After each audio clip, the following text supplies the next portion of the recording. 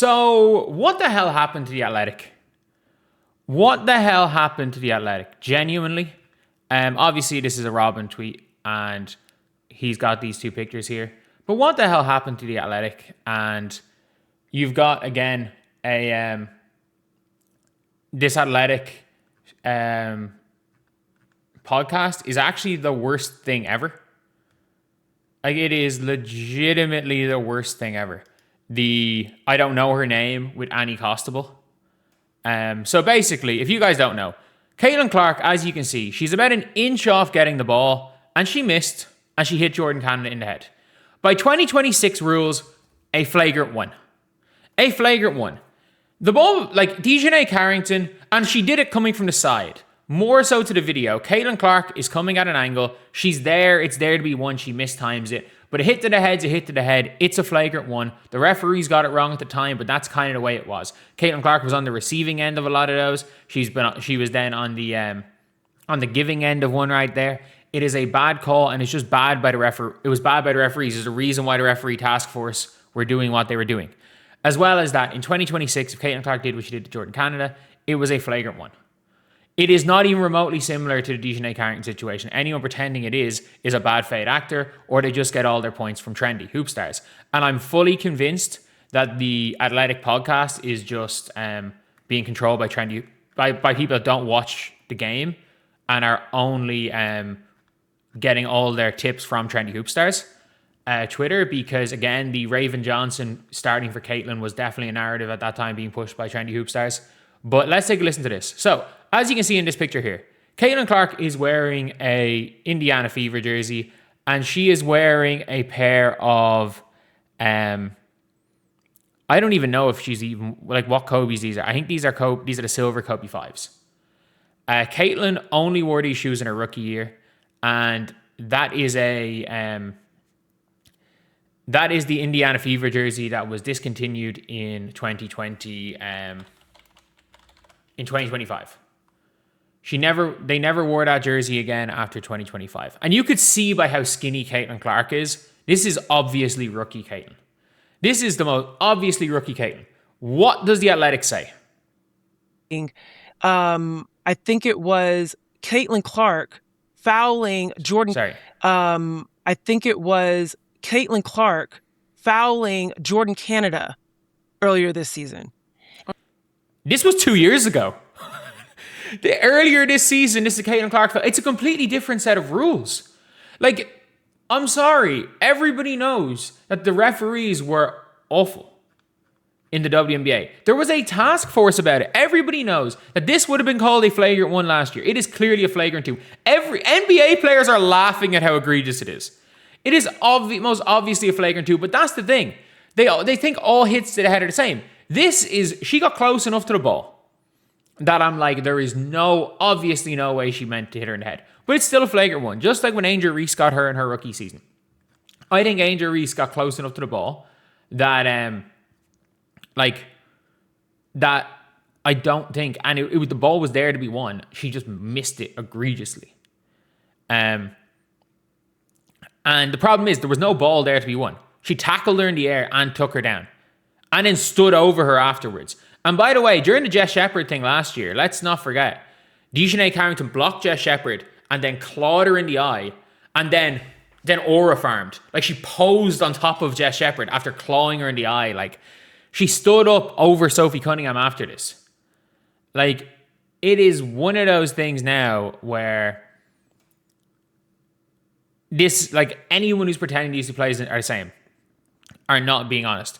Someone says, so clearly anyone who thinks that should get some LASIK, such a bad take from the Athletic. And the reason why people are tagging Annie is she just smiles and nods to everything. She smiled and nodded. She didn't even push back against the Raven Johnson should start narrative. Like, if we're being real, if we're being very, very real, there was no reason for that. And look, I get you could make short-term basketball arguments for the Fever functioning better up to a point in the season, especially when Caitlin Clark was 50-50 health-wise and she was playing a few games, not playing a few games, and not getting a rhythm. You can make basketball arguments that the Fever function better going all in through Kelsey Mitchell because everybody had a clear role. And because Caitlin was in and out of the lineup, she was in and out of form. Her and Kelsey Mitchell were kind of playing your turn, my turn, and they were better with one. They were better with one or the other on the floor than they were with both of them on. But that's gone. Kelsey Mitchell's playing the best basketball of her career. Caitlin Clark has become has absolutely become the key to the offense. She's been given the keys again. And yeah, all around, I'm just looking. I'm like, she was given the keys. Kelsey Mitchell's killing it. You can't. There was never a time in the season where Raven Johnson wasn't statistically one of the worst players in the league. There was never in any time in the league, was Raven Johnson not statistically one of the worst? Maybe in preseason, she looked fantastic in preseason, and she looked good in that game against Golden State. But statistically, you can have outlier games. We remember Christy Wallace's 17-point half against Washington. But that being said, it's not good by the media lying. You have got, again, The Athletic. This is a big media source. And this is the same. Caitlin's not the birthday. Caitlin's this. Trying to make Caitlin the aggressor in a situation that doesn't involve her.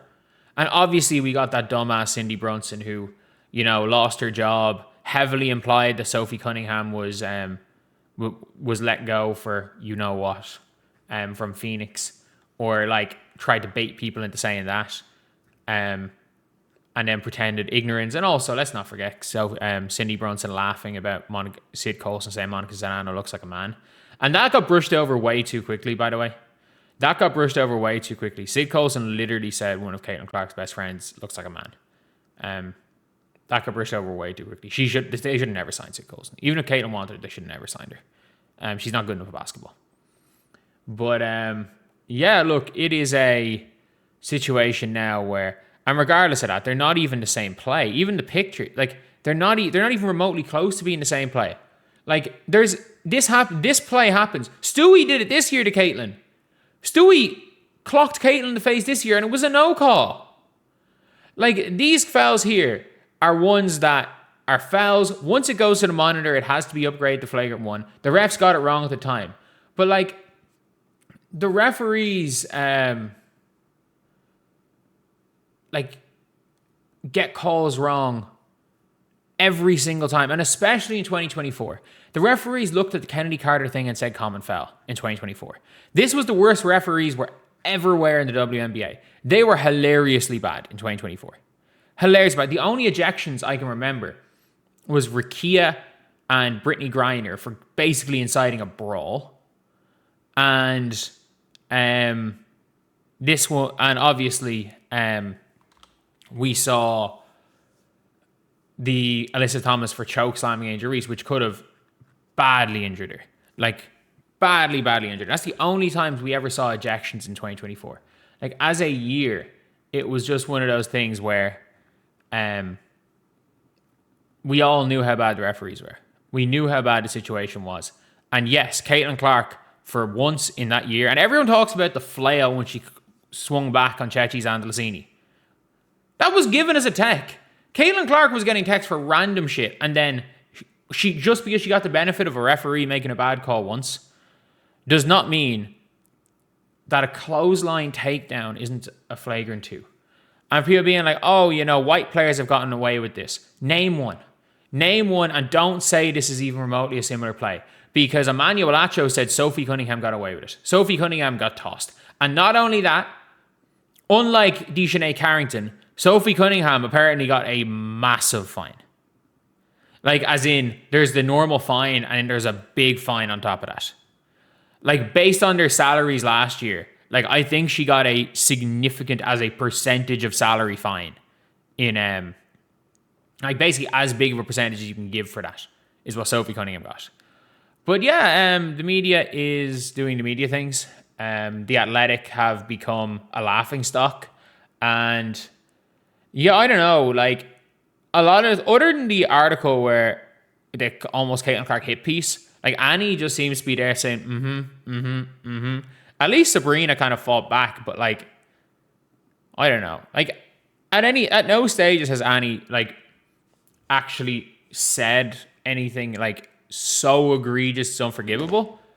But whoever the hell this is on the podcast, pretending a clip from a jersey that is no longer in circulation with twig skinny Caitlin Clark in her rookie season is apparently now in 2026. Like saying something that egregiously wrong, you should have your credentials gone without an immediate retraction. Immediate. Like, it's one of those things where, first of all, it shouldn't have got past an editor. That shouldn't have got past an editor, that comment. But yeah, anyway, it is what it is. See you guys.